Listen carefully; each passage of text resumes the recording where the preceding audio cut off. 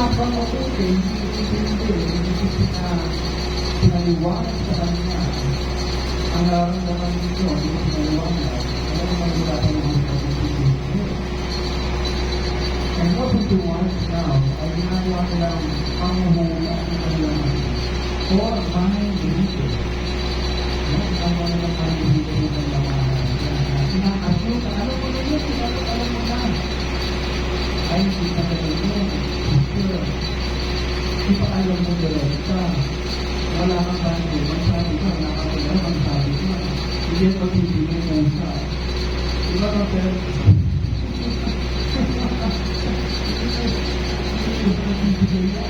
kaya ang magsabi. Kasi i-assume niya, baby. Bakit natin baby? Bakit mo mga babae? Di ba kaya lalaki? Si lalaki sa kinuha sa lupa. Pero hindi mawakan Diyos na kunin sa babae sa lupa. Kaya kinuha sa lalaki. Ano ibig sabihin daw mo? Every woman is a man's baby. Mga lalaki na ulang naman galing sa katawan natin yan. Kaya pag yan lumabas, galing sa katawan mo, yan ay galing sa desisyon natin, mga lalaki. Ano sabi ni Adan? Sabi niya, this is now bone of my bones and flesh of my flesh. Tinanggap niya yung babae niyo bilang bahagi ng kanyang katawan. That's why mayroong feeling of ownership. Diba napipil niyo, pag-aari niyo yung asawa niyo? Pag siya din, napipil niya pag-aari niyo? And that is a natural feeling. Dilagay natin yung makagawa natin sa sistema natin. That's why.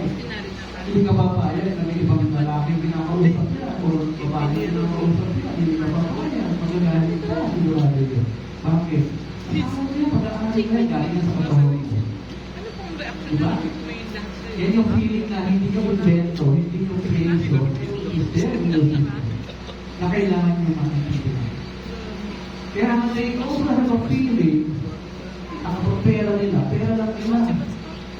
Ang pera mo, pera din yung pera nila. Di ba naman na nila? Ganun din yung lahat ng bahay nag-asawa. They will also feel that. Why? Because you have to be nakagaling sa katawan niya. Anything na kailangan mo, sagot niya. Hindi rin kuubra. Why? Ang life ng bahay, hindi alam ng husband mo. Because at the end of the day, sino mananagot sa'yo? Hindi yung husband mo, di ba mananagot ka rin eh. Hindi mo nga pwede sabihin sa magulang yan, umalis, hindi nagpaalam. O, anong sabihin sa'yo ng in-laws mo, asawa mo, hindi mo alam,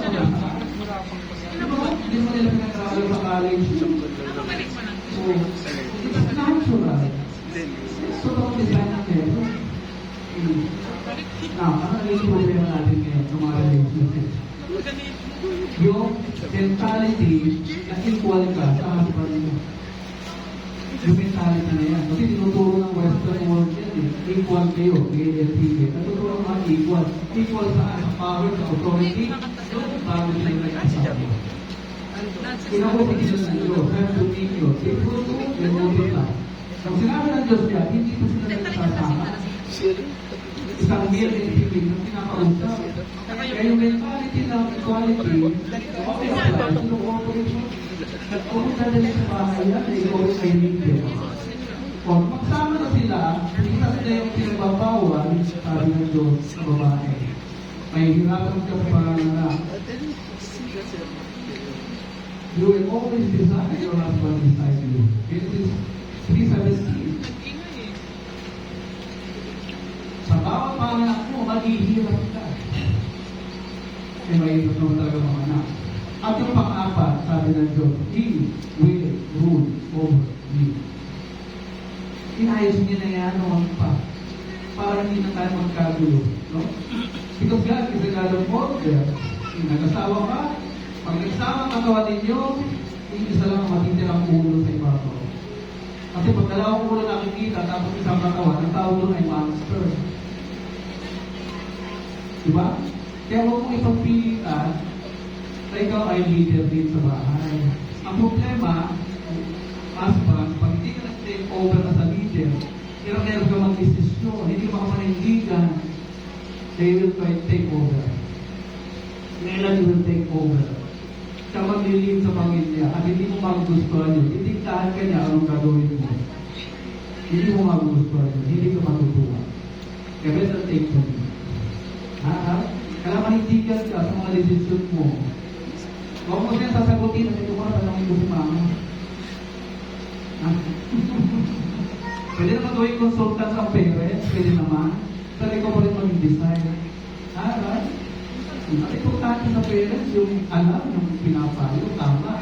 Para sa presentation ng kanilang pagsasama, hindi susunod. Mami, daddy, okay po ba yun?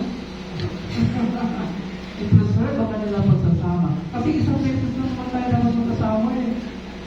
Ilang beses ba? Ilan ba yung alam nyo? Isa lang, hanggang kamatayan. Diba?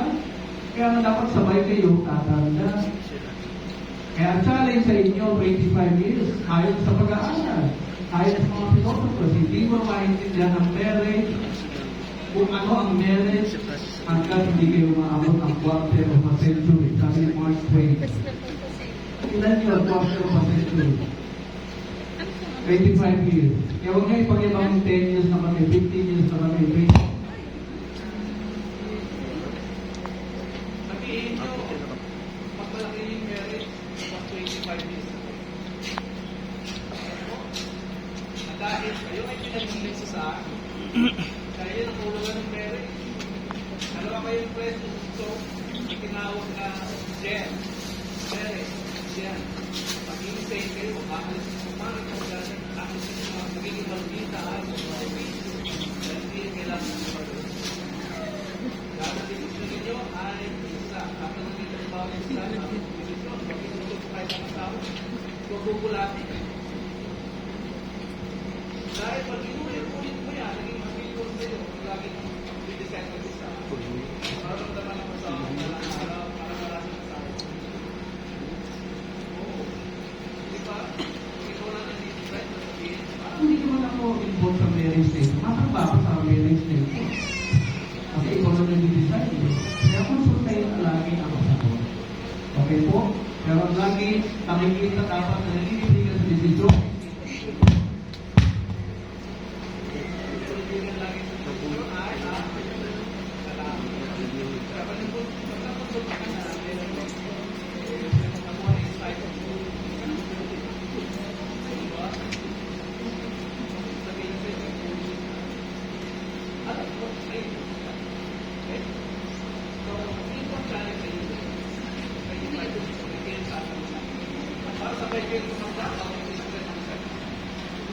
I-align mo ugali, design ng marriage. Sabi mo, mahalin. Ako ang maging heart, mga wives. Kung maging heart, bawal. Hindi yung suggestion, hindi yung recommendation, is ano, kapag Diyos ang nagsabi, wala ka ng choice, hindi ka entitled sa iyo, kung issue, kung opinion. Susunod ka lang. Ang damo na mamahalin mo yan, damo na hindi mo sasabihin ng masakit sa salita, damo na i-respeto ka niya. Dahil yan ang pangailangan ng mga lalaki. Respeto, di ba? Ano ba yung respeto? Eh, bawal mong insultuin ang wife ang husband mo. Bawal mong sabihin sa husband mo na mas malaking sweldo mo. Bawal mong ipagmalaki sa husband mo na mas matalino ka kaya sa kanya. Bawal po, bawal. Kaya kung may isang beses mo lang i-violate yan, nakasulat yan, hindi makakalimutan. Kahit na narinig ang respeto. Yan po ang epekto na pag-violate sa ating natural desire. Okay po? Nakaintindihan po tayo? Ayan. Para naman mabawasan naman ang divorce advocate natin. Sinutulong na nila. Malapit na manalo. Nagsusurvey pa sila. Pabor na daw ang mas nakararamin ko ito. Kaya pag hindi ko pinaliwanag yung sarili nyo, baka isa na kayo doon sa nagsasabing, sige na, panahon na. Paano rin natin sinabi kung magaling mo tayo sa batikan. No? Binabasa ko mga kapag ginagawa nila ang hindi nakakatuwa, hindi naka-align sa ating Diyos, sa mga kagustuhan niya. So, sana mag-aralan niyo pa ang marriage. Huwag itigil ang pagbabasa tungkol sa babae, sa lalaki, anong you know about that, the more you know how to handle each other. It's only knowledge. Knowledge lang sa tama. At application. Sigurado, stress-free ang inyong buhay. So, congratulations. And we will now proceed to the marriage vows. May we request that the parents and principal sponsors